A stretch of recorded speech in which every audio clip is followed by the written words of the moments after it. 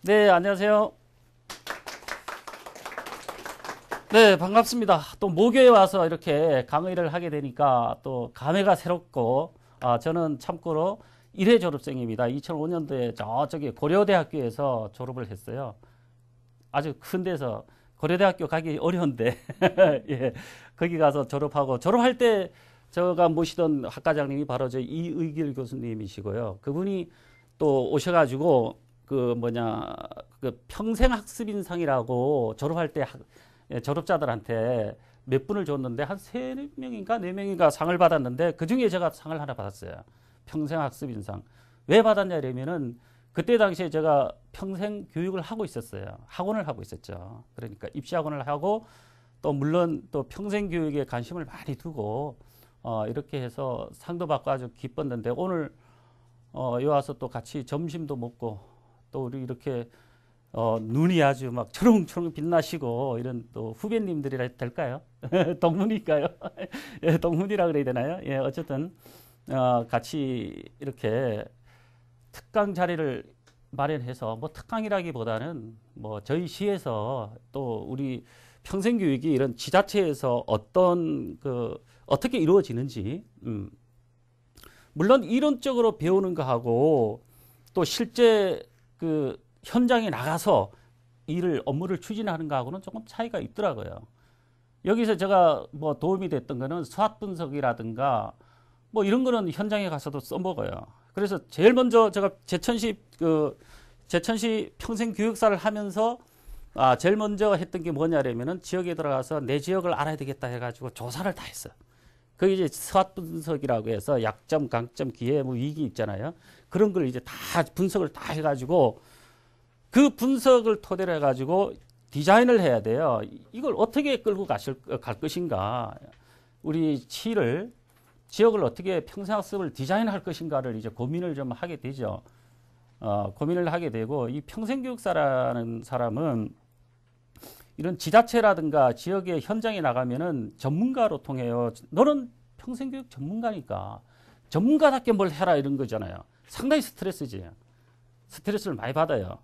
자면서도 바짝 일어나가지고 메모를 해야 돼. 생각나면 그때 메모를 해서 이걸 좀 적용을 좀 시켜봐야 되겠다 우리 시에. 이런 식으로 기대가 좀 높아요. 뭐 조금 있다가 제가 평생교육사에 대한 그걸 말씀을 드리겠지만은 평생교육사는 공무원들, 행정직들은 그렇게 생각합니다. 너는 전문가이니까 네가 알아서 하겠지. 그래서 그런가 평생교육에 걸린 거는 다 나한테 오는 거예요. 평생만 들어갔다 이러면 일단은 그분들은 이 손을 들어 일단 들고 나한테 와서 물어보는 거예요. 뭐 저도 뭐 처음 졸업하고 잘 모르잖아. 저 들어가서 처음 잘 모르지만은 그만큼 노력을 하는 거죠. 노력하는데 뭐 오늘 제가 특강을 하는 것은 뭐 다른 거는 없고 일단 제가 지금 한 6년째 이렇게 근무를 하기 때문에 전국의 어떤 그 평생 교육 환경이라든가 이런 걸 대충을 좀 압니다. 그래서 그런 것을 좀 전달해 주는 그런 방향으로 하겠습니다. 먼저 평생학습 추진 체계가 어떻게 되어 있는 건지를 제가 설명을 좀 드릴 것 같고요. 그 다음에 지자체에서 주요 어떤 사업을 하느냐, 도대체 평생교육 하는데 어떤 것을 하느냐, 이런 것을 좀 설명을 드릴 거고, 그 다음에 평생교육의 역할과 비전에 대해서 말씀을 드릴 거예요. 근데 이게 어떤 때 가면은 평생교육이라 그러고, 또 어떤 데 가면은 평생학습이라고 그러고 좀 헷갈리죠? 좀 헷갈릴 거예요. 물론 평생 교육이나 학습이나 같은 내용인데 저희들이 생각하는 것은 학습이라는 것은 수요자 측면에서 얘기를 해요. 수요자 측면에서. 그러니까 학습자 입장에서 생각하는 거야. 그 다음 교육이라는 것은 공급자 입장에서 교육을 시키는 사람들. 그래서 교육청에서는 절대 학습이란 말을 안 써요. 학습이란 말을 안 쓰고 전부 다 교육이란 말을 쓰죠. 그런데 저도 교육청에 1년을 근무를 하다가 지자체로 넘어왔기 때문에 교육이란 말 처음에는 지자체 와서도 교육이란 말을 좀 많이 썼어요. 그리고 이제는 또 이렇게 지자체에 좀 익숙해지다 보니까 교육이란 말을 안 쓰고 무조건 학습이란 입장에서 모든 정책을 갖다가 기획을 할 때는 학습자 입장에서 수요자 입장에서 놓고 생각을 하고 기획을 해요. 그러다 보니 전부 다 이런 학습이란 말을 씁니다. 자, 이 조직 체계를 좀 보면은 이거는 이 시 단위예요. 시나 군 단위에서 주로 이렇게 사용하는데 이거는 저희 시, 제천시를 예를 들어서 제가 적어놨습니다. 평생학습과가 여기 있죠. 이 평생학습과라는 것은 아주 대단한 거예요. 지자체에서. 이거는 그 단체장의 의지가 있느냐 없느냐에 따라서 이 과가 개설되고 과가 개설되지 않고 이런 차이가 있어요. 지자체에서는. 저희들은 2013년도 1월 달에 평생학습과로 됐어요. 우리가 되기 전에 어디를 갔냐, 이 평생학습 팀이 있었습니다. 평생학습 체육과 안에 평생학습 팀이 있었어요, 저희가. 그래서 평생학습 팀이 있었는데 이번에 조직 개편을 하면서 어딜 갈 뻔했냐면 여기 도서관으로 갈 뻔했어요. 도서관으로. 그래서 평생학습 도서관 해가지고 그러니까 이쪽에 사업소로 떨어질 뻔했어요. 아우, 잠이 안 오는 거야 이게. 다른 분들은 모르잖아. 이게 사업소로 가는 거하고 또 그대로 과로 유지하는 거하고는 천지 차이예요. 지자체 같은 경우에는 과로 가면은 일단은 예산 확보가 쉬워요. 예산 확보. 이런 과에 예산을 다 배정하고 나머지가 사업소로 예산이 배정이 돼. 완전 그 공무원들은 사업소 같은데 잘 안 가려고 그러죠. 어떻게 보면은 특히나 이런 평생학습 쪽은. 예, 그래서 좀 힘을 썼죠. 시장님도 설득을 하고 또 의회에서 이걸 두드려야 되니까 의원님들 뭐 저도 제천시에서 좀 오래 살고 이랬기 때문에 의원님들 좀 많이 알고 있기 때문에 의원님들을 만나가지고 설득을 했죠. 이거 시장님한테 과 좀 만들어 달라고 좀 하자. 그래서 그래 가라 하자 이래갖고 된 거예요. 그래서 살려난 거예요, 사실은. 예, 그리고 주로 어디 소속돼 있냐면은 뭐 시 쪽에는 이런 복지구, 행정복지국이라든가 이렇게 소속이 돼 있고 군 지역 같은 경우는 이런 행정과 소속이라든가 또는 저기 기획감사실 소속이라든가 이런 데 소속이 돼 있어. 그래서 제일 먼저 전쟁이 일어나면은 제일 먼저 해체되는 게 평생학습과야. 갈 데가 없어요. 예, 그렇습니다. 그래서 이렇게 소속이 돼 있고 뭐 군 지역 같은 데도 이제 그렇고요. 아니면은 이제 이쪽으로 가죠. 아니면은 이런 사업소 형태로 해서 도서관 업무하고 같이 해요. 예, 도서관하고 평생학습하고 같이 이렇게 하게 된다고요. 사업소로 가고 아니면 위탁하는 데도 있어요. 위탁하는 데도 있고 저희 시 같은 경우는 직영을 합니다. 그러니까 그 과 안에 들어가 있기 때문에 직영 운영을 해서 센터가 전국에 92개 평생학습 도시가 있어요. 92개 평생학습 도시가 있는데 그게 보면은 주로 그 92개 평생학습 도시에 주로 하는 게 평생학습센터를 만들게 돼 있어요. 가지고 있어. 근데 평생학습센터는 주로 누가 운영을 하냐 이러면은 평생교육사가 가서 근무를 해요, 거기에. 저희 시도 평생학습센터가 있습니다. 있는데 3층 건물인데요. 좀 더 아마 그림이 뒤에 나올 텐데, 제가 거기서 총괄을 하고 있고, 운영도, 뭐, 물론 평생교육만 하는 거 아니에요. 진짜로. 아주 평생교육사가 지자체 가면은 평생교육만, 평생학습에 관련된 것만 하느냐, 그렇지는 않다는 거죠. 그렇지는 않고, 일반 행정직이 하는 일도 다 해야 돼. 예.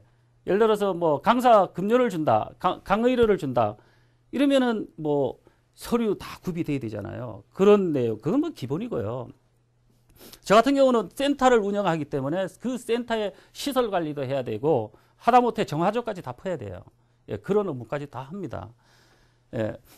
자, 시에서는 이런 조직은 일단 전국적으로는 비슷하게 이래 돼 있습니다. 거의 조금 큰 도시 같은 데는 이쪽으로 사업소 형태로 많이 나가 있어요. 중소도시 같은 경우는 직영에서 많이 하고 있고 군지역 같은 경우도 직영으로 다 운영을 하고 있고요. 또 군지역에도 뭐 도서관이 멋지게 크거나 이럴 경우에는 이런 사업소로 해가지고 그 안에 평생학습 팀이 있고요. 저희는 평생학습과 안에 평생학습팀이 있어요. 저희 5명이 있습니다. 저를 포함해서. 그 다음에 인재육성팀이 있어요. 인재육성팀이 있고 그 다음에 교육지원팀이 있어요. 그래서 3개 팀이 하나가 돼서 평생학습과로 이렇게 하고 있습니다. 근데 지금 이게 이 평생, 제가 지금까지 생각했을 때는 그래요. 평생학습이 제대로 안 되는 이유가, 안 된다기보다는 크게 빨리 이렇게 커가지 않는, 활성화가 되지 않는 이유가 뭐냐면은 이것 때문에 그런 것 같아요, 이거. 일원화가 안 되기 때문에. 지금은 이제 교육부로 바뀌었잖아요. 교육부하고 안전행정부하고 지금 모든 평생교육 정책은 교육부에서 내려와요. 교육부에서 내려와요. 그런데 여기서 다 책임을 지고 지자체에다가 예산을 팍팍 밀어주느냐? 절대 그렇지 않아요. 이 예산 달라려면은 공모사업을 통해 가서 진짜 머리 빠개지도록 저기 계획서를 해가지고 올려야 돼. 그게 나만 되느냐? 전국에 230개 지자체 또는 뭐 평생학습 도시 92개 교육청 딸리고 뭐 이러면은 거기에 있는 모든 것이 막 경합이 돼 갖고 선정을 받아야지만 교육부 예산을 딸 수가 있어요. 예, 교육부 예산을 딸 수가 있어요. 이것도 교육부에는 예산이 그냥 뭐 일반 회계로 그냥 내려온 게 아니고 주로 어떤 걸로 오냐면은 특별 교부금이라 해서 어느 날 갑자기 팍 내려와. 어떤 공모 사업이라 이러면서 어느 날 갑자기 딱 준단 말이야. 그래서 이 안전행정부, 우리 지자체를 얘기하는데요. 지자체에서는 여기만 바라볼 수가 없으니까 이런 조직이, 아까 이런 조직이 있기 때문에 예산이 기본적으로 깔리죠. 예. 기본적으로 깔려가지고 뭐 여기도 보고를 해야 되고 여기도 보고를 해야 되고 뭐 양쪽이 지금 제대로 안 돌아가고 있어요. 그래서 지금 평생교육사들의 그 직렬화 문제가 좀 더 뒤에 나오는데 그런 게 제대로 지금 안 이루어지는 것 같아요. 여기서 했다 이러면은 제가 볼 때는 여기서 했다 이러면 벌써 이루어졌지 않겠나 이런 생각이 듭니다. 솔직한 얘기로. 예, 그래서 빨리 이게 일원화가 돼야 되겠다 이런 생각을 가지고 있습니다. 이것도 뭐 시에서는 주로 이제 평생학습센터를 중심으로 해가지고 평생학습 실무협의회라는 게 있어요. 또 이런 평생교육협의회라는 게 있습니다. 이런 것은 지자체의 조례 안에 다 들어가 있는 거예요. 이 조례 없이 어떤 그 프로그램을 운영한다든가 어떤 사업을 한다든가 이러면은 나중에 감사에 걸려. 어떤 근거로 하느냐. 뭐 예를 들어서 우리가 평생학습 관계자들 연수를 하는데 이게 연수를 하다 보면은 제가 결제 라인이 위에 있는 분들이 다 평생학습의 어떤 전문가가 아니고 마인드가 좋으신 분들이 아니에요. 다 일반 어디 행정직이 오셔가지고 다 있기 때문에 평생교육하면 그건 뭔 얘기야? 이런 분들이 이해를 못 하잖아요. 마인드가 없는데 이해를 되나? 안 되지, 전혀. 그러다 보니까 하나하나 다 이걸 갖다가 보고를 해줘야 될 문제가 있는 게 다 설명을 해주고 이거 이렇게 해야 됩니다. 저렇게 해야 됩니다. 뭐 이런 식으로 해야지만 이제 결제를 하나 받게 돼요. 예를 들어서 자 이런 뭐 추진 체계인데요. 주로 이렇게 이루어지고 특히 평생학습센터에서 평생학습센터라 이러면은 평생교육사를 얘기하는데 이 안에 평생교육사가 있는데 주로 이런 걸 관리를 다 해줘야 돼요. 네, 우리 지역에 있는 그 평생학습 자원을 다 관리를 해야 돼요. 그래서 지역 현황을 파악하는 게 아주 시급하다. 제가 제일 먼저 우선이다 이렇게 말씀을 드렸던 내용입니다. 이게 우리 제 평생학습센터입니다. 제가 지금 여기 근무합니다. 사무실이 여기 있고요. 예, 여기 근무하는데 이것도 좀 애매합니다. 사실은 제 자리는 여기 평생학습센터에도 있지만 또 본청에 가면은 제 자리 컴퓨터 따로 다 있고 또 제 자리가 또 있어요. 우리 과 내에 평생학습 팀 내에 자리가 쫙 있습니다. 주로 아침에 가서 회의하고 그리고 들어옵니다. 들어와서 여기서 일 보다가 수시로 왔다 갔다 해야 돼요. 왜냐? 다른 팀은 본청에 있어. 남만 나와 있어, 이게. 그러다 보니까 이게 주로 시에 주로 이런 현상이에요, 지금. 지자체가. 물론 지자체가 안 그렇고 센터가 있으면 그 센터에 여기에 평생학습팀이 다 나와서 근무하는 데도 있어요. 팀장님만 왔다 갔다 할 수 있게끔 하는 데도 있지만은 주로 보면은 저희 시 같은 경우는 이렇습니다. 이렇게 나와서 이제 어떤 사업을 주로 하는지 지자체에서 이걸 말씀을 드리려고 하는데 우리 지자체에서는 뭐 사업이 이거 제가 이게 열거한 사업 외에도 엄청 많습니다. 사업은 그 많은 중에서도 뭐 대표적인 거 하나 이렇게 설명을 좀 해드리려고 했는데 평생학습 행복센터 운영이라고 있어요. 행복이라는 글자를 이번에 넣었어요. 왜 이렇게 씁니까? 네, 평생교육사는 발 빨라야 돼. 머리도 빨라야 되고 지금 박근혜 새 정부가 행복이에요, 행복. 예, 국정목표 3번이고 또 추진 과제 75번에 보면은 이런 내용이 다 들어가 있습니다. 그래서 우리도 센터를 행복센터를 해야 되겠다 해서 여 썬팅 뒤에 다 행복으로 다 바꿨습니다. 제가 아주 갑자기. 예, 누구한테도 얘기를 안 하고 그냥 행복으로 다 바꿨더니 나중에 과장님 오더니 뭐야, 갑자기 행복센터가 됐네 이러시더라고요. 예, 그래서 예, 뭐 주로 하는 일은 프로그램을 운영하는 일이에요. 센터에서는 프로그램을 운영을 하는데, 물론 지자체에서 저 대덕구, 대전 대덕구 같은 경우는 이런 프로그램을 직접 운영을 안 해요. 거기서는 이제 배달 강좌를 해가지고 학습을 짜장면처럼 배달한다 뭐 이런 걸로 해가지고 합니다. 그렇게도 운영하지만은 주로 평생학습 프로그램을 갖다가 운영을 하는 그 기능을 하는 게 바로 여기 평생학습 센터입니다. 그 다음에 동아리도 관리를 합니다. 동아리 연합회. 제가 2007년도에 이 시청에 들어오니까 동아리가 16개 정도 있더라고요. 평생학습 동아리가. 그래서 지금까지 보니까 한 100여 개 동아리가 이 센터 홈페이지에 다 등록이 돼 있는데요. 그만큼 평생학습 도시가 발전된 거죠. 예, 발전된 거라고 볼 수가 있는 거예요. 자, 이런 동아리 운영도 하고, 뭐, 이 프로그램 운영에서도요, 이런 그 특화 프로그램이 있어요. 그 지역을 대표할 수 있는, 제천하면 한방도시입니다. 그래서 이런 한방 쪽에, 한방, 지금은 이제 자연치유도시 해가지고 한방이 다 들어가 있는 건데요. 힐링학습이라는 걸 많이 내세워요. 이번에 우리가 박람회 주제도 바로 이제 힐링학습, 예, 학습 힐링을 내세워가지고 꾸밀 겁니다. 박람회를. 예, 그렇게 해서 이 지역 특화 프로그램을 꼭 들어가줘야 돼요. 꾸준하게 해야 돼요. 지역 특화 프로그램. 그 다음에 뭐 이런 평생학습 행복 마을 만들기 사업이라 해가지고 아주 많이 하고 있는데, 저희도 아직 이건 안 했어요. 마을 만들기 사업을 안 했는데 올해 예산을 반영을 했습니다. 그래서 지금 해야 될 그런 과제가 들어있죠. 마을 만들기 사업도 해야 되고, 뭐 이외에도 이 센터의 기능은 상당히 많습니다. 여러 가지 기능이 있지만은 뭐 대표적으로 제가 지금 말씀드리는 거고요. 자, 그리고 또 지자체에서 주요 사업 하나는 이런 그 세종마을 교실로, 저기 좀 발빠르게 또 세종이란 말을 붙였어요. 이 앞으로 문해교육이라 그래, 이걸. 문해교육을 세종대왕이 한글 창제를 하셨다 그래서 이제 세종 앞으로는 교실, 문해라는 게 왠지 좀 문해는 글자를 아는 사람을 문해라 그러는 거예요. 비문해가 이제 글을 모르는 분들인데, 좀 그렇다 해서 지금 평생교육진흥원에서 이 세종마을로 바꿀 생각을 가지고 있어요. 그래서 조금 발빠르게 저는 이렇게 대치를 했어요, 지금 현재.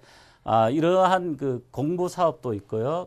이런 게 뭐 글 모르는 사람이 얼마나 되겠어 이렇게 생각하실지 모르지만은 지금 뭐 지역에 가면 아주 곳곳에 어르신들은 모르는 분들이 아주 많습니다. 나서지를 않아서 그러지 아주 많아요. 그래서 다 함께 가자는 뜻에서 이런 사업을 꾸준히 진행을 하고 있고요. 그다음에 이 평생학습 계좌제라는 게 있습니다. 이거는 평생학습 이력 관리라고 보시면 돼요.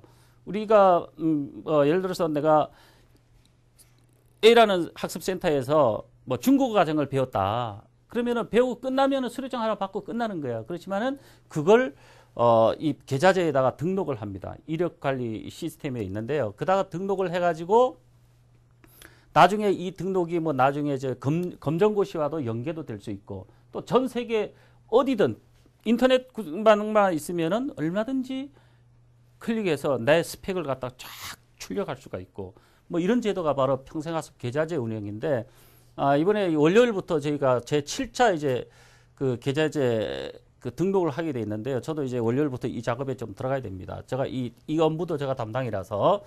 그 다음에 이 전통문화대학 같은 걸 또 해요. 이 어르신들이 많아요. 지역에 명퇴하신 분들, 뭐 은퇴하신 분들, 이런 분들이 지금은 갈 데가 없어요. 우리 센터에 보면은 그 선배님들이죠. 과장님하고 정년하신 분들이 꽤 많아요. 그런 분들이 갈 데가 없어. 다 이제는 센터로 오시는 거야. 예, 이런 평생학습 센터로 오시는 거예요. 제2 모작 인생을 준비하러 오시는 거예요. 물론 뭐 교양으로도 재밌게 이렇게 뭐 듣고 집에서 있으면 무료하니까 그렇기 때문에 오는 것도 하지만은 주로 또 제2 모작 인생을 위해서 준비를 하시는 분들이 많습니다. 그 다음에 이 평생학습이 언제부터인가 이거 일자리하고 자꾸 연관이 돼가지고 저 스트레스를 좀 받았어요. 저도 뭐 조금만 하면 일자리야, 일자리. 예. 일자리와 연계 안 되면은 결제를 안 해주려 그래요. 위에 분들이. 그러니까 마인드가 이게 바뀌는 거야. 아주 환장을 하겠어요. 평생학습이 왜 일자리랑 연계돼야 돼? 되면 더 좋지. 예. 그게 주는 아니단 말이죠. 그런데 정책에 따라서 평생학습도 흘러가는 거예요. 그럼 그다 맞춰줘야 돼. 그러다 보니까 일자리, 요즘은 뭐 인간 100세 시대 해가지고 노인 실버 세대의 일자리, 이것도 다 해야 됩니다. 그래서 저희들도 일자리 창출, 그 실버 세대 일자리 창출해서 시니어 클럽하고 협약, MOU도 체결하고 뭐 이래서 저희가 양성을 해놓으면은 그분들이 또 취업을 시켜주고 사회 재활동할 수 있도록 만들어 드리는 거야, 어르신들을. 예, 그런 것도 해야 되고. 제일 중요한 건 저는 이거라고 봐요. 센터에서는, 시에서 직영으로 운영하는 센터에서는 잡다한 프로그램이 뭐냐, 뭐 취미라든가 노래교실, 오락 뭐 이런 거는 지금 현재 평생교육사들 사이에서는 그걸 쓰레기 같은 프로그램이라는 그 심지어 그런 표현도 합니다. 인정을 안 해줘, 그런 거는. 그 프로그램을. 그거는 어디서 하느냐? 주민센터가 있어요. 주민자치센터가 다 있습니다. 각 동별로, 면동별로 다 있습니다. 그 주민자치센터에서 이런 걸 하는 거예요. 이런 걸 하고, 평생학습센터에서는 주로 우리 시의 문제가 뭔가. 예. 저희가 2010년도에 그 국제 한방 바이오 엑스포를 했습니다. 저는 그에 다 올인을 한 거야. 그 엑스포 할 때 체험 같은 거 있잖아요. 체험 인력, 전시, 그 다음에 통역사, 뭐 이런 걸 다 인력을 갖다가 양성하려고 그에다 다 집중을 해갖고 이런 문제 해결 프로그램을 만드는 거예요. 그래서 그걸 해결해야 되는 거죠. 아주 성공적으로 치렀죠. 우리 저 엑스포를 성공적으로 이제 치렀는데, 제가 이 프로그램을 개발하면서 이건 뭐 팁이라고는 좀 그렇지만은 어쨌든 팁을 하나 드린다면은 반드시 이런 설문조사가 해야 됩니다. 이 설문조사 없이 그냥 했다 보면은 나중에 어떤 얘기가 되냐면은 프로그램을 개발하면은 저 혼자 하는 게 아니기 때문에 위에 팀장님 계시지, 과장님 계시지, 국장님 계시지, 부시장님 계시지, 시장님 계셔요. 그까지 결제가 올라가려면은 타당한 이유와 근거가 있어야 돼. 근거 없이 그냥 내가 생각해서 내가 여기 선생님하고 잘한다고 선생님 나 이번에 프로그램 하나 넣어줘요. 뭐 이거 좀 하나 개설해 주세요. 물론 많이 봐요.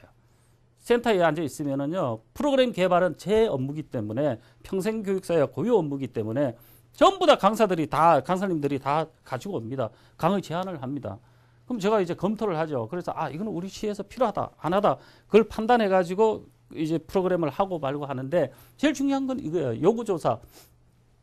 가장 기본이죠. 아마 배우셨을 겁니다.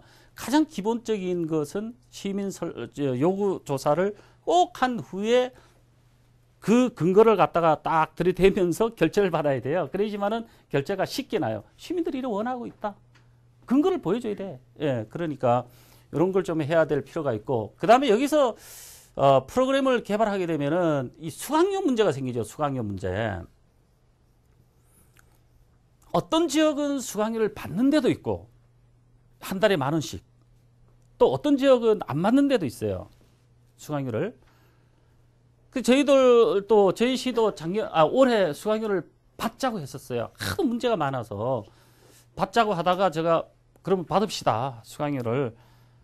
제가 검토보고를 했습니다. 수강료 받는 걸 해서 시장님까지 이제 검토보고를 해서 딱 보니까 이 수강료 받는 게 장난이 아닌 거야. 여러 군데 다 전국적인 네트워크가 있기 때문에, 야, 니들 수강료 받지 어떠냐, 뭐 어떻게 처리하느냐 이래 물어보면은, 그거 절대 하지 말아요. 힘들어요. 무조건 힘들어서 하지 말라는 거야. 그래? 뭐 힘들 게 뭐가 있을까 했더니 이런 그 시스템이 구축이 안 되면은 상당히 힘들다 그래요. 그리고 수강료를 받는다고 해서 수료율이 높은가? 그렇지도 않다 그래. 비슷하대. 받으나 안 받으나.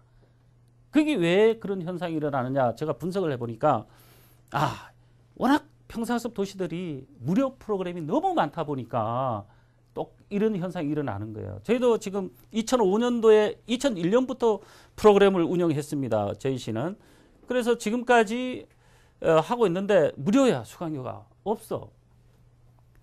그러다 보니까 프로그램을 개발해가지고 모집 들어가면은 단 5분 만에 마감이 돼. 인터넷으로 다 모집해요. 일단은 요즘 뭐 어디 와가지고 뭐 그러니까 이 어르신들은 불만이죠. 인터넷 못하고 와서 써서 수강 신청을 해야 되는데 안 되니까. 그렇지만 방법이 없어요. 요즘 뭐 아주 공개로 해야 되지 뭐 그냥 뒤에서 그냥 써주고 뭐 받고 이런 게 없어. 내가 선생님 잘한다고 선생님 넣어줘? 못해. 인터넷으로 딱 공개가 되게끔 만드니까. 네. 한 5분이면은 마감이야. 마감 처리를 해야 돼, 다. 5분이면은. 그런데 개강하는 날 딱 와보면은 10명도 안 와. 하고 나니까 다른 거 밑에도 많거든. 아주 미치겠어요. 아주 이것 때문에 저희가 아주 고민입니다, 지금. 이걸 어떻게 처리를 해야 되느냐, 돈을 받아야 되느냐, 말아야 되느냐, 뭐 이런 고민도 있고, 대신에 뭐 여러 가지 방법은 있죠. 1인 3과목 이상 제한을 딱 해놓으면은 돼요. 근데 그걸 또 교묘하게 빼앗아나가요. 제한을 하면은 전화번호 싹 바꿔가지고 등록하고 뭐 이러다 보니까 이거 잡기가 힘들어요. 그래서 개강을 합니다. 개강을 딱 해놓고 나면은 처음에는 개강할 때는 다 오지요. 와보니까 물론 이 강의 내용 교육 커리는 다 인터넷에 공개가 되니까 뭘 가르친다는 것은 다 나와 있는 거야. 이미 자기가 알고 읽어보고 등록을 한 건데 그날 딱 와서 하루 딱 해보고는 에휴 강사가 못생겼나? 시원찮나? 싹 하는 거야. 얘기도 없이. 그래서 또 제가 또 머리를 쓰죠. 등록해놓고 수료 못하면은 다음 학기부터 1년간 등록 못한다. 그 관리를 솔직히 못해. 워낙 많아서 1200명 되는데 수강생들이 그 관리를 어떻게 해, 저 혼자서. 예, 못합니다, 그거. 물론 뭐 엑셀에 쳐갖고 뭐 이렇게 하면 된다고 하지만은 못하는 거야. 근데 거짓말을 좀 하죠. 그래서 소용이 없더라고요. 소용이 없어요. 그래서 아줌마는 용감하다 제가 늘 얘기합니다. 주로 이제 그런 분들이 이런 걸 하기 때문에 예, 이런 그 수강료에 받고 안 받고의 어떤 장단점도 좀 생각을 해야 될 것 같고요. 그 다음에 뭐 어떤 프로그램을 하는데 이걸 10주차로 할 것인가, 10회로 할 것인가, 15회로 할 것인가, 뭐 이런 고민도 좀 해야 되겠고, 이거는 전부 다 누구 몫이냐? 평생교육사의 몫이에요. 나중에 다른 분들은 여기에 대해서 봐라, 뭐 네가 그거 했으니까 네가 만들어 놓고 수료한 사람이 몇 명이야, 뭐 이런 식으로 얘기하면은 난감해지잖아요. 그러니까 관리도 해야 돼. 수강생들 관리도 해야 되고 또 강사님들도 이렇게 모아놓고 연수도 시켜가지고 강사님들한테 교육을 확실히 시켜야죠. 네가 책임지고 관리해라, 수강생. 네, 그런 식으로. 뭐 제대로 안 하면 다음에 없다, 이제 강의 없다, 강의 뗀다. 이런 또 또 강제적인 그런 것도 있고, 예, 이렇게 합니다. 이런 그 또 지역의 특화 프로그램 같은 것도 계속 개발을 해줘야 됩니다. 우리 지역의 한방도시이기 때문에 한방에 관련된 모든 시민이 일시민 한방 갖기 운동과 비슷한 그 정도의 어떤 프로그램을 갖다 계속 개발을 해줘야 되는 거고요. 그 다음에 정부 정책에 맞춰서 프로그램을 많이 개발해요. 정부가 어떻게, 어떤 방향으로 나가느냐에 따라서 또 프로그램도 거기에 맞춰가지고 개발을 하게 되고, 이 또 토요일 뭐 이런데 주간, 야간, 주간만 프로그램을 갖다가 개발할 수도 없고, 야간만 할 수도 없고, 이렇습니다. 이거 골고루 또 해줘야 돼요. 직장인들이 가만 안 있어. 우리는 뭐냐? 우린 시민이 아니냐? 이래 나와요. 그러니 어떻게 해요? 직장인들을 위한 야간반도 개설해줘야 되고, 주간반도 개설해줘야 되고, 주말도 개설해줘야 돼요. 저희들도 뭐 토요일 날 같은 토요학교 같은 거 이런 것도 운영합니다. 뭐 이것만 하는 게 아니고 대관도 있기 때문에 토요일 같은데 대관 관리도 해야 되고 뭐 여러 가지가 있습니다. 그래서 프로그램 개발할 때는 뭐 이러한 것을 염두에 두면서 개발을 하고 있습니다. 특히 이런 데 좀 문제가 많이 생겨요. 재료비, 교재비 이런 실습비 같은 경우, 이런 경우에는 재료비 같은 경우는 뭐 담당 강사님이 가장 잘 알겠죠. 이게 얼마 들어간다. 잘 알겠지만은 그걸 적절하게 또 평생교육사가 맞춰줘야 돼요. 조정을 해줘야 돼요. 조정되는 역할도 있어야 된다. 이렇게 보시면 되겠습니다. 자, 또 그 공모사업 쪽인데요. 여기서는 지자체에서는 공모사업이 국비를 따는 거잖아요. 국비나 도비 이런 걸 따려면 공모사업에 또 매달려야 돼요. 주로 이 담당이 또 누구냐? 평생교육사가 공모사업 담당이에요. 왜? 전문가니까 해야죠. 그래서 공모사업은 주로 교육부에서 합니다. 교육부에서 출연기관이 국가평생교육진흥원이야. 산하기관인데요. 이 진흥원에서 모든 업무를 대행을 해요. 교가부가 아니고 교육부의 모든 업무를 여기서 모든 업무가 아니고 평생교육 업무를 대행을 합니다. 여기서. 어떤 사업이 있다면 교육부에서는 그 사업을 직접 안 합니다. 직접 안 해요. 안 하고 여기서 그 사업을 합니다. 진흥원에서. 그래서 이런 그 성인문예 교육 지원 사업은 얼마 전에 발표가 났습니다. 우리가 4개 올렸는데 하나 됐어요, 이번에. 예, 하나. 이것도 제가 담당이에요. 어쨌든 이런 식으로. 그다음에 평사학습 도시 특성화 사업 같은 거, 네트워크 사업이라든가 뭐 이런 주말에 할 수 있는 사업 이런 걸 가지고 공모를 합니다. 교육부에서 공모를 하면은 저희들은 미리 이걸 대비를 하고 있다가 사업 계획서를 갖다가 잘 작성을 해야 돼요. 처음에는 저 들어가 가지고 처음에 그 시청 들어가 가지고 사업 계획서 이런 거 제대로 잘 안 돼 가지고 달려가요. 어딜 가냐? 대학교 교수님한테 찾아가면 돼요. 교수님이 가장 잘 알아요. 이런 계획서 같은 거 잘 만드셔. 그래서 일단 한번 피드백을 받습니다. 이거 좀 봐주십시오. 그리고 그래서 받아가지고 올리는데 또 여기 심사를 누가 하느냐? 또 그 교수님들이 해. 대학 교수님들이.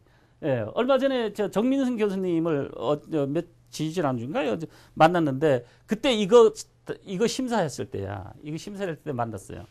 보니까 교수님 어떻게 오셨냐 그러니까 이거 이제 심사하러 오셨다는 거야. 차마 우리 재천식 거 잘 봐줘요. 소리를 못 하겠더라고요. 어쨌든.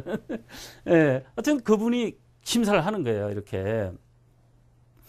자, 그 다음에 시도에도 이제 우리 뭐 충청북도 같은 경우죠. 시도에도 공모 지원 사업이 있습니다. 이거는 없었어요. 여태껏. 그런데 이 진흥원이 국가평생교육진흥원이 이제는 시도진흥원으로 다 이렇게 둡니다. 지금 몇 개가 되느냐 하면 지금 한 12개 정도가 있을 것 같아요. 제가 볼 때는.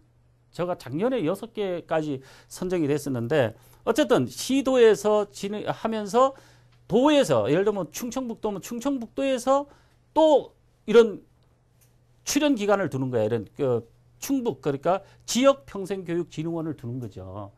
예, 그러니까 얘들도 가만히 있지를 않거든. 가만히 앉아서 봉급만 먹지를 못하죠. 그러니까 도비를 따야지. 도비를 해가지고 예산을 갖다 반영해서 이런 공모 사업을 또 하는 거야. 우리는 그 누를날라지. 많아졌으니까 이제 돈 딸 데가 많잖아. 도비도 따고 국비도 따고 이러니까 좋잖아요.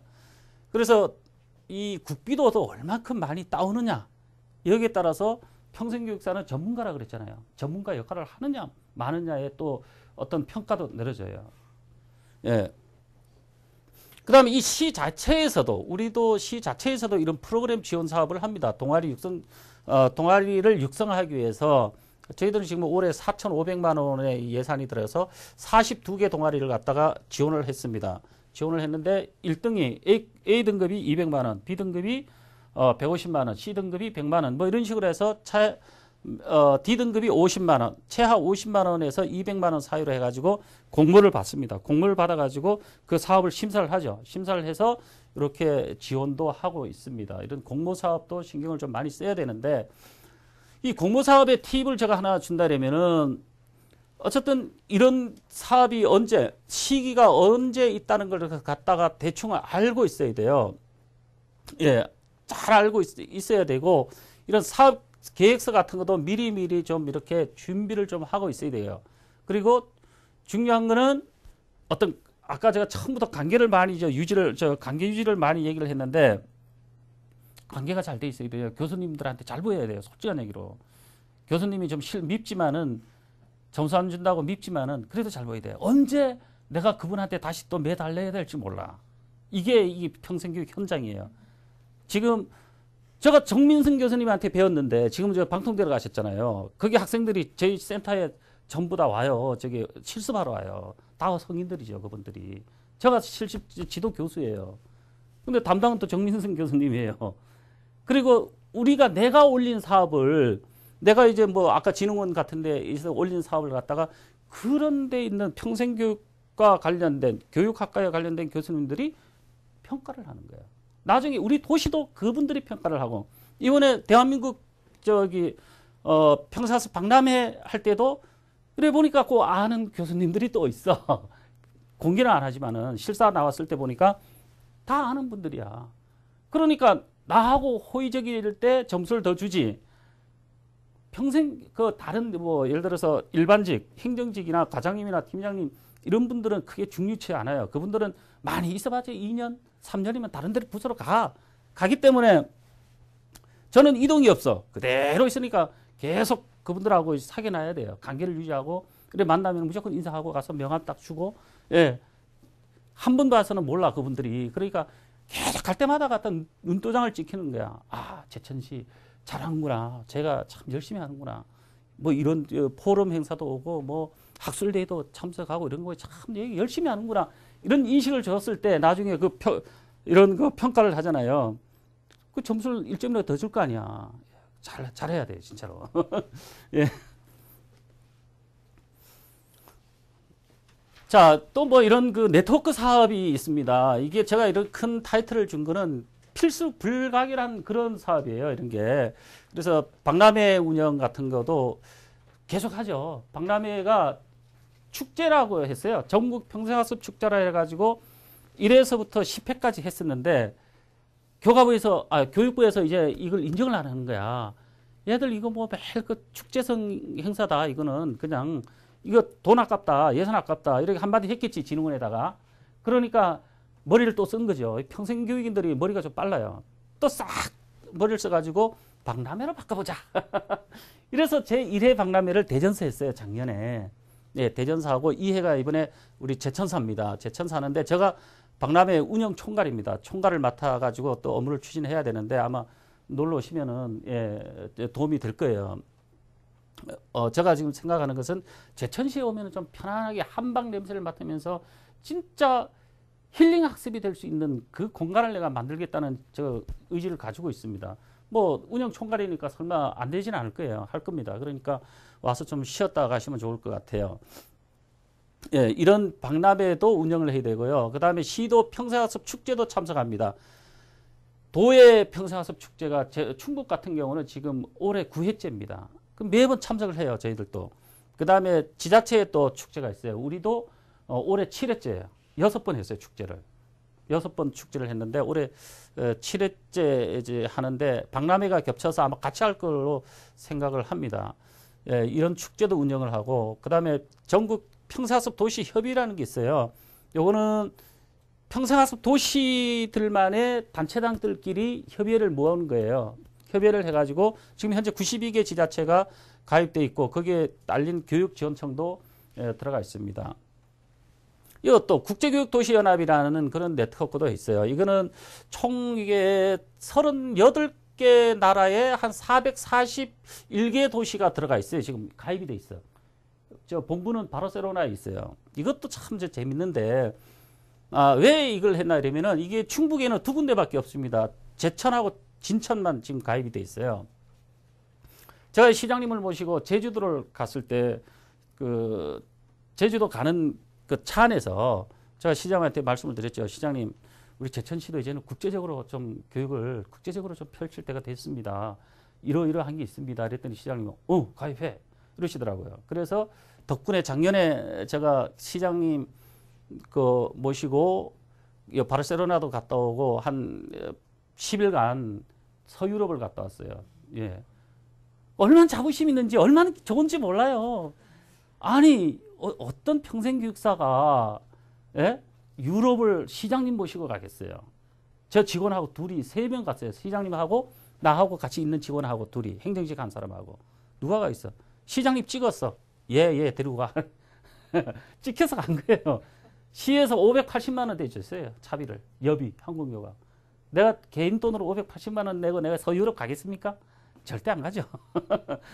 어쨌든 그 덕분에 또 바르셀로나도 갔다 오고 해서 여기도 이제 창원에서 작년 4월 25일부터 28일까지 총회를 했어요. 박람회도 하고. 그래서 제가 여기도 마찬가지로 창원 가서 총회 참석해서 제가 발표를 했습니다. 그 CO2 절감에 대해서. 그에 대해서 제가 세계적으로 모인 데서 발표도 하고, 그 다음에 박람회도 우리가 운영을 했고요. 그 다음 평생교육협의회 같은 경우도 있습니다. 여기는 좀 평생교육의 심의기구 뭐 이런 건데요.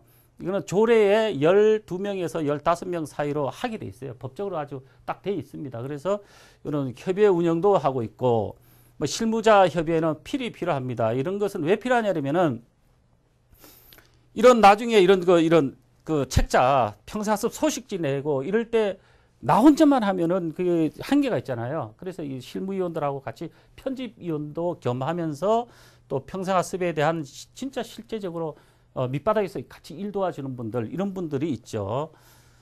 뭐 연수 이것도 당연히 하고 있습니다.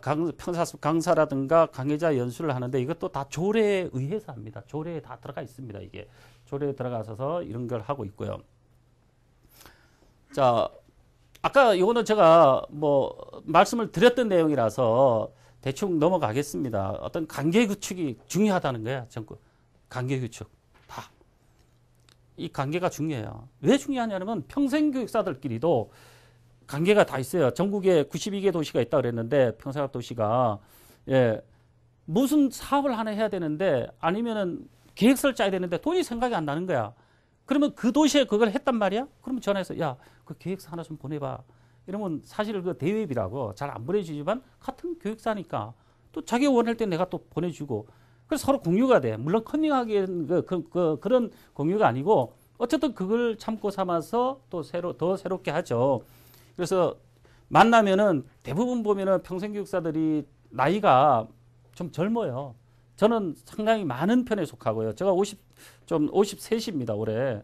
그런데 제가 가면 형님이죠. 가면은 어느 정도 만나면은 거의 나이가 좀 어려요. 어리지만은 제가 나이 50 넘은 놈이 가서 안녕하세요. 제천시 평생교육사입니다. 이렇게 해서 손을 벌리고 명함을 한 번 더 받고 이래야지 알게 되는 거야. 그래서 알아놓으면 좋은 게 또 뭐냐. 전국에서 강의가 다 돌아. 거기에 우수사례 발표 뭐 있죠. 뭐 와서 좀 해주세요. 저 역시도 1년에 평생학습 강사를 한 180명 정도 제가 계약을 해요. 1년에 주로. 그러면 그분들 제가 알아야 되잖아요. 저 사람이 뭐 하는 사람이다라는 걸 알아야지만 내가 섭외를 할 거 아니야. 이 교수님은 무슨 분야, 요 평생교사는 무슨 분야에 아주 잘한다. 이걸 알아야 된단 말이죠. 그래서 이런 관계 구축이 아주 중요하다. 그 다음에 여기 제가 하나 더, 이 SNS를 통한 그런 그 관계 유지도 있고 홍보도 있는데 이게 뭐냐면은 요즘 그 스마트폰 다 있잖아요. 저는 스마트폰 이번 달에 저희 시에는 스마트폰으로 시정 홍보를 많이 한 사람들을 월 2명씩 뽑아가지고 20만 원씩 줘요. 상품권을. 그걸 이제 도전하기 위해서가 하는 게 아니고 저는 다른 의미에서 합니다. 다른 의미에서 뭐 우리가 이렇게 이루어졌다. 어떤 강의를 한다 이러면 사진을 꼭 찍어요. 찍어서 카스에다 올려요. 또는 페이스북에다 올려. 그러면은 나의 친구 뭐 다 알잖아요. 시장님하고도 친구니까. 나는 그게 목적이야. 시장님이 내가 지금 열심히 하고 있구나. 네가 모르면 모르잖아. 제가 있는지 없는지 모르잖아. 그러니까 이런 걸 통해서 홍보를 하는 거야. 내가 이만큼 일을 하고 있다는 걸 직원들, 시장님만 보는 게 아니거든요. 과장님들, 뭐 국장님들 이런 사람들이 다 우리 직원들이 1000명이 되는데 1000명 다 친구니까 다 보는 거야. 김병호 오늘 뭐 하고 있구나. 다 알아요. 그래서 인사하면 요즘 너무 바쁜 것 같아. 뭐 이러면서 그렇게 일부러 나의 존재를 알리는 거야. 그래야지만 내가 여기에 그대로 또 있지. 안 그러면 잘리잖아요. 그게 중요한 겁니다. 그래서 나를 홍보하는, 이게 어떤 사람은 귀찮다고 안 하는 사람도 있어요. 그렇지만은 나를 홍보하기 위해서는 아주 좋습니다. 자, 그 다음에 뭐 이런 그 시에서는 각 그 평생학습 도시에서는 이런 아카데미를 다 합니다. 시민을 위한 맞춤형 아카데미도 하고 매번 뭐 유명한 사람들, 방송인인 뭐 연예인 뭐 이런 사람들 불러서 강의 특강을 꼭 합니다. 저희들도 월에 2회를 합니다. 2회를 하는데 지금 한 180회까지 나갔어요. 상당히 오래됐죠. 2003년부터 했는데 이거 하는데 보통 한 650명 이 정도 와요. 그 정도 오기 때문에 단체장이 가장 중요하다 그랬는데 단체장의 마인드가 평생학습에서는 가장 중요해요. 이분이 뭔 평생학습을 어떻게 생각하느냐에 따라서 이게 평생학습가가 될 수도 있고 저 밑에 사업소로 떨어질 수도 있고 평생학습 예산이 오를 수도 있고 떨어질 수도 있는 거예요. 그런데 사실 여기에서 시민들이 한 650명씩 막 꽉 차잖아요. 시장님 항상 모시잖아요. 연예인들하고 같이 꼭 가서 뭐 아니면 그 강사님하고 꼭 같이 이렇게 사진 찍고 다 하잖아요. 뭘 생각하겠어요? 제가 뭐 얘기를 안 해도 알 겁니다. 어쨌든 저 선출직은 신경 많이 씁니다. 이런 데 대해서. 그래서 하는 건 아니지만은 어쨌든 시민의 이런 행복 아카데미 같은 거 이런 걸 한다는 거예요. 시민 주도 학습 운영 이게 그 대덕구에 대전 대덕구의 배달 강좌랑 똑같은 건데요. 이걸 제가 만들었습니다. 원래는 처음에 호출 학습이라고 만들었다가 올해 이제 요 시민 주도 학습으로 해서 바꿨는데 왜 기관에 동지역에 있는 사람들은 그 동에 이런 그 평사학습 기관이 많기 때문에 얼마든지 그 기회가 많아. 배울 기회가. 그런데 면지역, 저 산골, 산골, 읍지역 이런 데는 좀 기회가 아무래도 없잖아요. 소외 지역이라고 하죠. 평생학습 사각 지역이라고 그래요. 저희 그 용어로는 이런 데 사람들을 위해서 니들 5명만 모아라. 5명만 모아놓고 전화해라. 신청만 해라. 그럼 강사를 갖다 넣어줘요. 나 우리 한지공예 배우고 싶어요. 5명 모였어요. 한지공예는 10명이야. 취미 오락과정은. 10명 딱 모이면은 강사를 넣어줘요. 얼마나 좋아요. 그리고 친목계 제가 강조하는 거래. 왜 친목계에서 밥 먹고 수다 떨고 그냥 가느냐. 일단 배우고 나서 배우고 밥 먹고 수다 떨고 가라. 얼마나 좋냐 이거지. 그래서 이걸 만들었습니다. 이걸 만들었어요. 이게 보통 1년에 한 90강좌 이상 배정을 됩니다. 올해도 지금 현재 22강좌가 처음에 배정했고 지금 내일 모레 연수를 해요. 42강좌 내일 또 연수합니다. 이렇게 뭐 이런 식으로 하고 있고요. 그다음 뭐 자기주도 학습 특강도 해서 학생들도 가만두질 않죠. 학생들도 신경 써야 돼요. 왜 이 교육청에서 하면 되지 왜 이거 지자체에서 이걸 하느냐 이렇게 나올 수도 있어요. 그렇지만은 평생학습은 다 이제 들어가는 거니까 이런 자기주도 학습 특강도 하고 있고요. 뭐 이런 프로그램을 하고 있다는 말씀을 드리겠습니다. 이제 뭐 여기는 지금 막 거의 다 돌아가는데 이 센터 홈페이지도 운영을 해야 됩니다. 평생학습센터 홈페이지가 있어요. 이런 홈페이지 운영도 하고 있고 여기에 홈페이지에다가 다 올립니다. 이게 홈페이지 담당자가 접니다. 이것도. 그래서 여기 한번 들어가 보시면은 아마 저희 시에서 하는 평생학습은 거의 여기 많이 올리니까 요 시민주도학습 신청하는 곳이 있죠. 여기. 자, 이거는 운영 현황이니까요. 자료로 참고해 주시면 되겠고요. 자, 이제는 넘어가서 평생교육사의 비전이 있을까? 과연 내가 평생교육사 공부를 하는데 지금 하는데 평생교육사가 비전이 있나?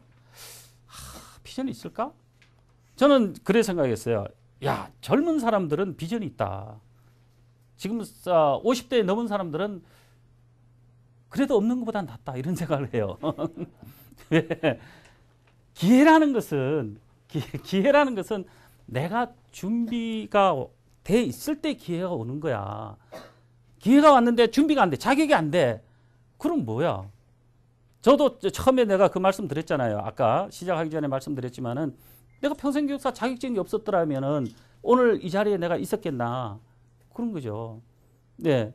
준비가 돼 있기 때문에 들어올 수 있었다는 거죠. 근데 사람 앞일은 아무도 몰라. 내가 어떻게 될지. 나중에 뭐 50, 60 넘었다 해서 평생교육사 자격증 이거 진짜 이거 장롱에 넣어둬야 되는 거 아니냐 이렇게 생각하지만은 나중에 어떻게 될지 모른다 이거죠. 자, 그래서 이 평생교육에 보면 이런 평생교육을 강조한 나라가 전 세계 우리나라뿐이라 그래요. 그래서 이걸 제가 적어놨고요. 이 평생교육을 실제적으로 한 것은 이 2001년도에 평생학습 도시를 지정을 했어요. 교육인적자원부에서 그때 1회 처음 지정한 게 3군데인가 4군데가 돼요. 강명시를 포함해서 이제 처음 1회 한 게. 근데 그게 지정된 게 지금은 92개가 됐어요. 작년에 8개를 하면서 92개가 됐고. 그리고 이제 평생교육이 봐요. 점점 더 발전돼 가는 거예요. 2012년도에 국가평생교육이라는 진흥원이라는 게 생긴 거예요. 그냥 평생교육진흥원이었어. 그런데 이게 이제 국가란 말을 갖다 넣었어요. 이 국가라는 게 따기가 쉽지 않대요. 예, 국가란 말을 쓰기가 쉽지 않답니다. 그래서 이렇게 지금 발전되고 있다. 이런 걸 보여드리는 거고요. 평생교육은 뭐 이런 그 체제 아래서 하는 겁니다. 평생교육을. 예, 요거는 제가 일일이 뭐 얘기를 안 해도 알고. 그다음에 그 각 지자체에는 조례라는 게 있어요. 조례. 평생학습 조례가 꼭 있습니다. 예, 이 조례도 있고 규칙도 있습니다. 그 조례에는 주로 어떤 게 들어가 있냐면은 왜 평생학습을 해야 되는지 목적이 들어가 있어요. 예.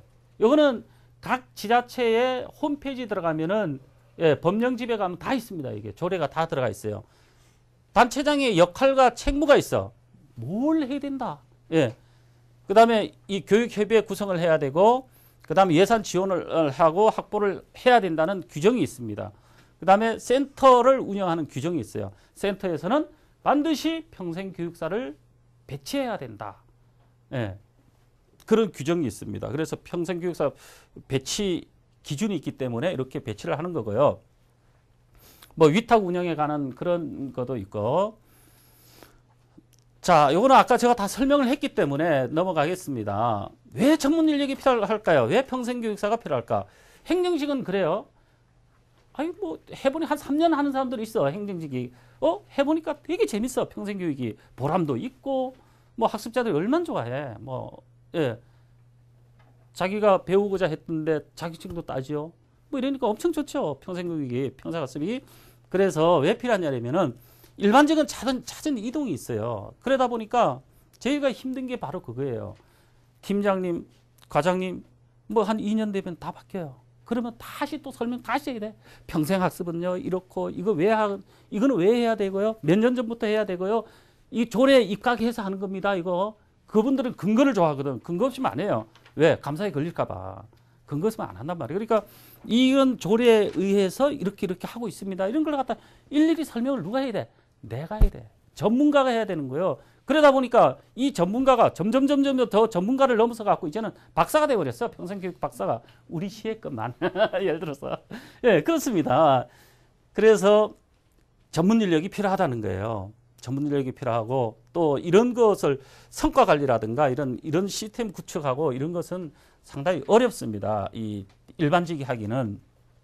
그래도 마인드가 있는 이런 마인드가 아주 투철한 마인드가 있는 평생교육사가 이런 업무를 지속적으로 해야지만은 된다. 그래서 아마 평생교육 전문 인력이 필요하다 이렇게 되는 거고요. 지금 이거는 2011년도에 평생교육사 직렬화 얘기가 나왔었어요.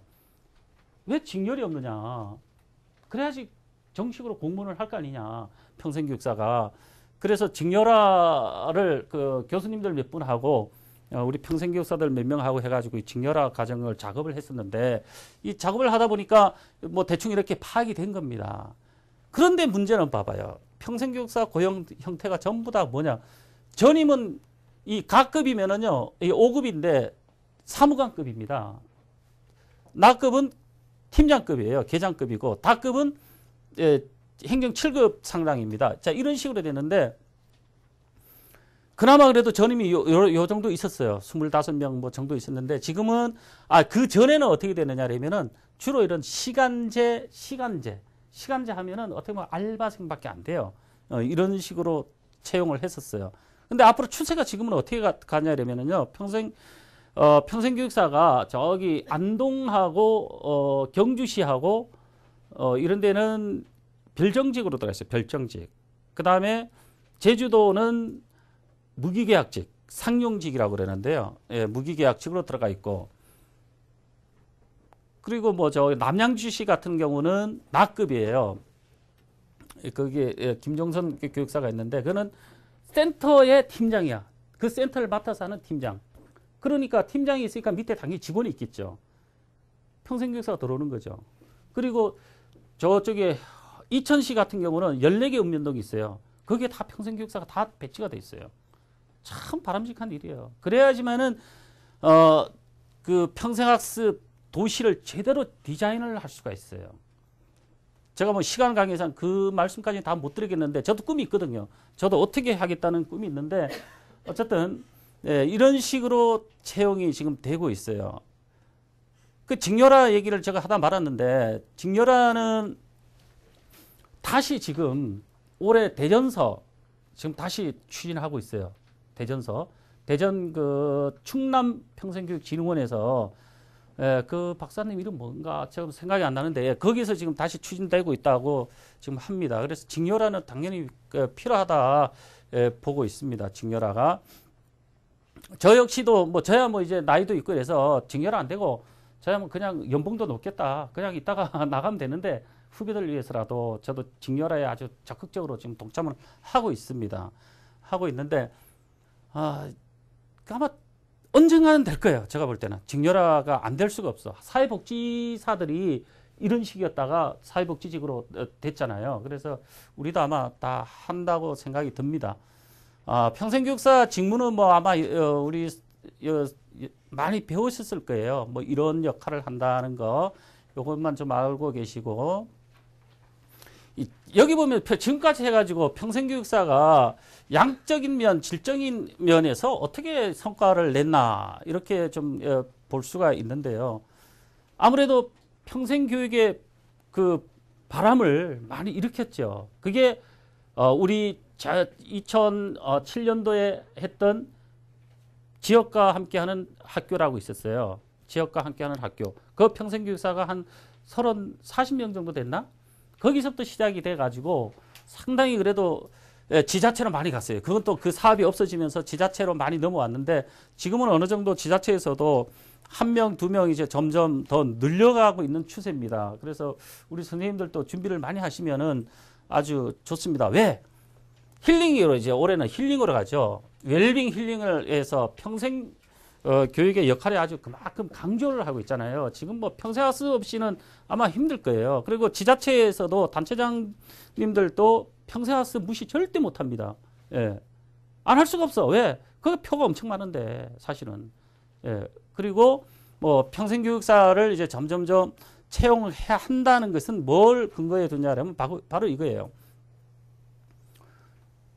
국정과제 75번에 보면은 행복학습지원센터를 하게 돼 있어요.